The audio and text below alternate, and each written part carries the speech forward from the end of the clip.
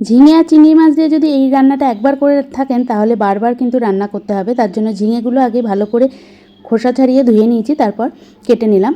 সর্ষের তেলে লবণ হলুদ মাখানো চিংড়ি মাছগুলো দিয়ে 3 থেকে 4 মিনিট মতো মিডিয়াম আঁচে ভেজে তুলে নিচ্ছি। ওই তেলের মধ্যেই আবারও সামান্য পরিমাণ সর্ষের তেল দিয়ে দিচ্ছি।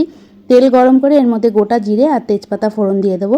ফোড়নটা কিছুক্ষণ ভাজার পর এর মধ্যে কেটে রাখা ঝিঙেগুলো দিয়ে দিচ্ছি। ঝিঙেগুলো দিয়ে মিডিয়াম আঁচে 3 থেকে 4 মিনিট মতো নাড়াচাড়া করে দিয়ে দিলাম লবণ। লবণটা দেওয়ার কারণে ঝিঙে থেকে খুব তাড়াতাড়ি জল বার হতে শুরু করে দেবে। আস্তে আস্তে ঝিঙে থেকে জল বার হতে শুরু করে দিয়েছে। দিয়ে দিলাম 1 চামচ আদা বাটা আর স্বাদ অনুযায়ী লঙ্কার গুঁড়ো, চাইলে আপনারা কাঁচা লঙ্কা বাটাও দিতে পারেন।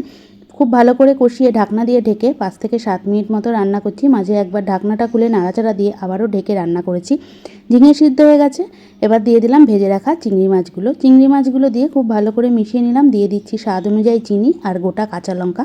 দিয়ে আরও কিছুক্ষণ কষানোর পর 1 কাপ দুধ দিয়ে দিলাম। নারকেলের দুধ পাওয়া গেলে সবথেকে ভালো হয়। এটা নারকেলের দুধ না, মিল্ক পাউডার গরম জলে গুলে দিয়ে দিয়েছি। কিছুক্ষণ মিডিয়াম আঁচে ফুটানোর পর নামানোর আগে দিয়ে দিলাম 1 চামচ ঘি আর গরম মশলার গুঁড়ো। তাহলে তৈরি হয়ে গেল ঝিঙে চিংড়ির মালাইকারি। আশা করছি রেসিপিটা আপনাদের ভালো লাগলো।